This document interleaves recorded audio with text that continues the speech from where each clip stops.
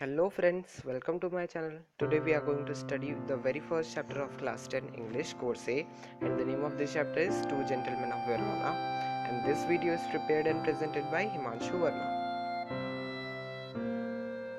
Now I have divided this chapter into several parts, and this video will cover the first part of this chapter.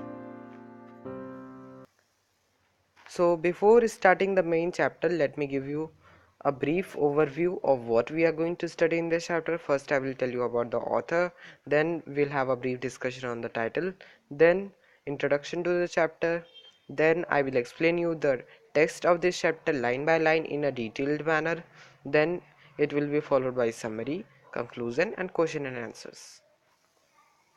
Now the author of this chapter is A.J. Cronin. You can see his photograph right on the screen currently. A.J. Cronin was a doctor by training. He practiced medicines in Wales and London. It was while recovering from a breakdown in health that he wrote his first novel, Hatter's Castle. So it was a huge success for him. Cronin gave up practicing medicines and took to writing as a career. So A.J. Cronin was initially a doctor because he practiced medicine in Wales and London.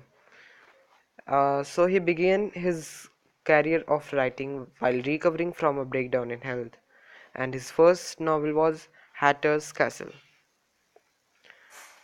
It was a huge success for him. So he never turned back after this and gave up practicing medicine and took to writing as a career. He wrote a number of novels and short stories. Among his best known novels are The Citadel, The Key of the Kingdom, and The Spanish Gardener. Some of his novels have been made into successful films. Now, after reading this title, what can you infer about the theme of this story? Obviously, it must be based on the story of two gentlemen living in the town of Verona. Verona is a town situated in Italy, but there is a slight difference between what we are thinking and what is truth. Actually, this is the story of men living in the town of Verona. Actually, this is a story of two children living in the town of Verona, but they have gentleman-like qualities, and therefore the author calls them gentlemen. Therefore, this title of given to the story is very appropriate. Now, introduction to the chapter. This is the author's first-hand encounter with the two boys of Verona. The author calls them gentlemen because of their gentleman-like qualities. The story recounts for the hard life chosen by the two young boys so that they could pay for the treatment of their sister afflicted by tuberculosis. The boys sacrifice their sincerity and devotion to the cause, and the maturity they display in their actions gives a new hope for society and humanity. So the author meets the two boys in of Verona for the first time, and he calls them gentlemen because of their gentleman-like qualities. And this is the story of two young boys, and the two young boys were brothers actually, and they had a sister also. So their sister was suffering from tuberculosis. So times were hard, and they could not pay for the treatment of her sister. So they worked hard in order to earn money so that they could pay for the treatment of their sister suffering from tuberculosis. And the boys sacrifice sincerity and devotion, and the maturity they display gives a new hope for society. And this point will become more clear as we proceed in the chapter. Now let's start the chapter and its line by line explanation. As we drove through the foothills of Alps, two small boys stopped us on the outskirts of Verona. Now, Alps is a name of mountain range situated in Europe. Outskirts mean outer region, and Verona, as you know, Verona is the name of a town situated in Italy. And the map of Verona can be seen in the screen right now. This is the world map, and this is the location of Verona in the world map. And here V refers to narrator and his companion who was traveling along with him. So as the narrator and his companion traveled through the foothills of Alps, two small boys stopped them on the outer region of Verona. They were selling wild strawberries. Don't buy, warned Luigi, our cautious driver. You will get fruit much better in Verona.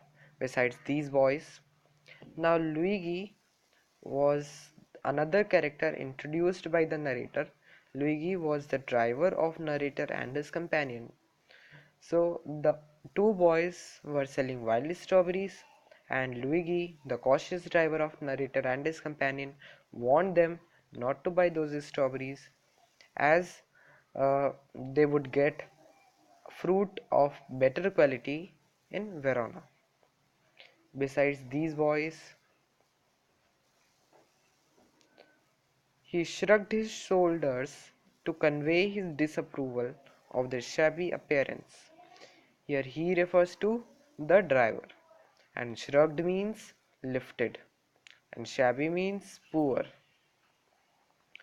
So the driver Luigi lifted his shoulders in order to convey his disapproval because he was uh, hated by the two boys. He did not want to buy the strawberries from them and also warned the narrator and his companion not to do so. So the driver lifted his shoulders in order to convey his disapproval, and this disapproval was of their shabby appearance. So now we come to know the reason, the actual reason of why he was refusing to buy strawberries for them, and why he was warning the narrator and his companion not to buy those strawberries. So he did so because the boys had a poor appearance. Therefore, he warned them not to buy the strawberries from them. Now, the physical appearance of the two boys has been elaborated in this paragraph. One boy had on a worn jersey and cut-off khaki pants, and the other a shortened army tunic gathered in loose folds about his skinny frame. Yet gazing at the two little figures, with their brown skins, tangled hair, and dark earnest eyes, we felt ourselves strangely attracted. Now, worn means damaged, jersey means a type of shirt, khaki is a material which is used in weaving cloths, and tunic is a kind of shirt, or we can say coat. Skinny means thin, very thin.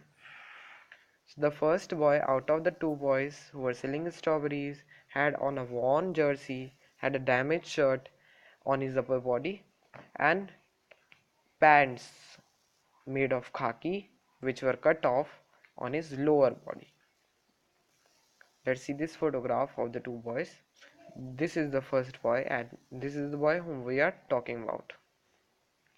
He wore a worn jersey like this and cut off khaki pants. This is the worn jersey and cut off khaki pants. Now the other wore a shortened army coat which was gathered in loose folds about his thin body structure. This is the boy whom we are talking about. This boy wore a shortened army tunic, shortened army coat, which I am highlighting right now.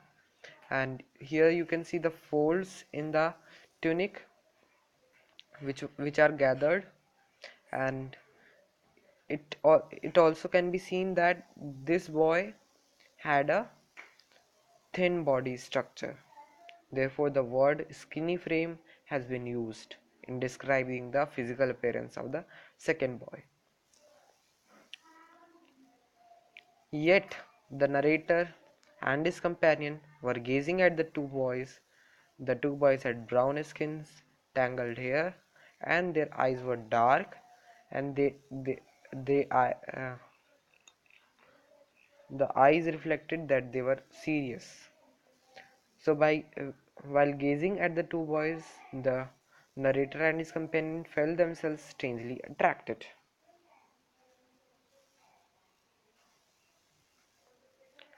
So, this is a continued version of the last paragraph.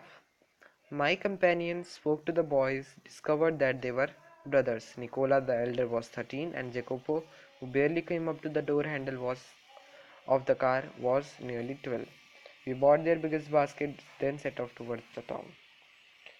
Now the narrator's companion spoke to the boys and found that they were brothers.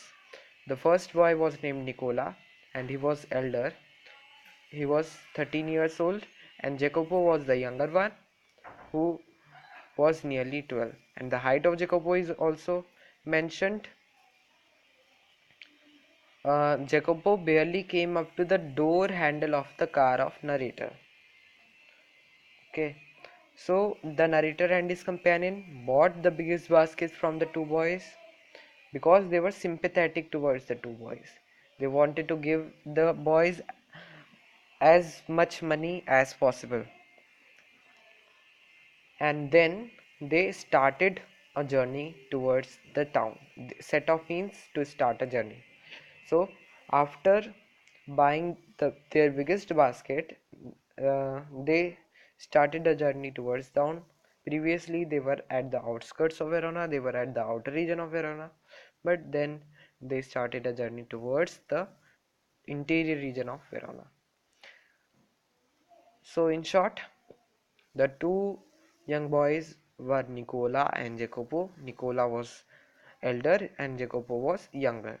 Nicola was aged 13 and Jacopo was nearly 12. Next morning, coming out of our hotel, we saw our friends bent over shoeshine boxes beside the fountain in the public square doing a brisk business. Here, brisk means quick and fast. So next morning, when they were coming out of our hotel, the narrator and his companion saw the two boys shining the shoes of other people, which was a quick business. Last time, they saw the two boys selling strawberries, but now they saw the two boys shining the shoes of other people, and this was quick business because they shined the shoes of the other people very fast. We watched for a few moments, then as street slackened, we went over. They greeted us with friendly faces. Slacken means to slow down. So the narrator and his companion watched them for a few moments, and then as trade slowed down, as the business of the two boys of polishing shoes slowed down, they went near the two boys. So the two boys greeted them with friendly faces. I thought you picked fruit for a living, I said. So the narrator said that he thought that they picked fruit for their living because last time he saw the two boys selling strawberries, but now he saw that their business has changed. So the narrator was astonished and said that he thought that the two boys sold fruits only and did none other jobs. We do many things, sir, Nicola answered seriously. He glanced at us hopefully. Often we show visitors through the town to Juliet's tomb and other places of interest. Now Juliet is one of the characters of Shakespeare play, and tomb is the place where the dead bodies of famous personalities are kept. So Nicola, as a reply, answered narrator that they did many things, and he was serious in his work. Therefore, he answered seriously. Nicola glanced at the narrator and his companion hopefully because he thought that they would also engage them in some work and the two boys would get money. Often we show visitors through the town. So here we come to know that Other than selling strawberries and shining the shoes of other people, the two boys also conducted the tourists round the town in the places of interest. And one of the places of interest in Verona was the Juliet's tomb.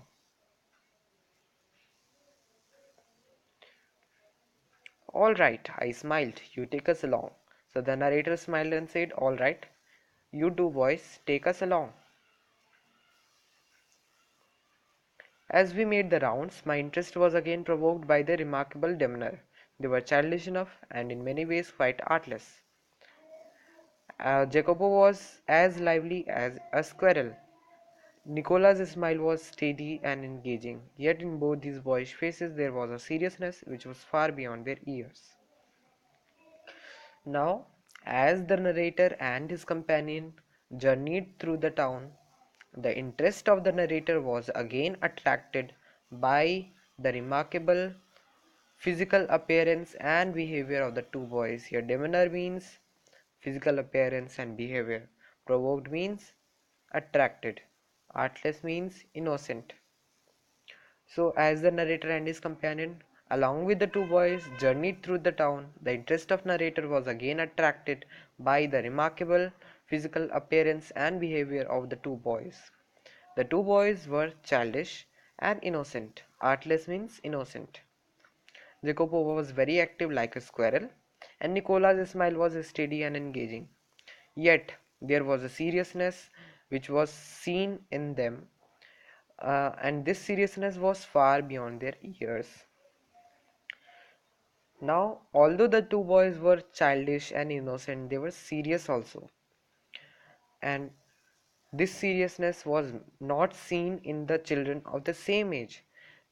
And this seriousness was usually seen in the later ages. So this indicates that the two boys at a very early age uh, came across the very harsh conditions of life.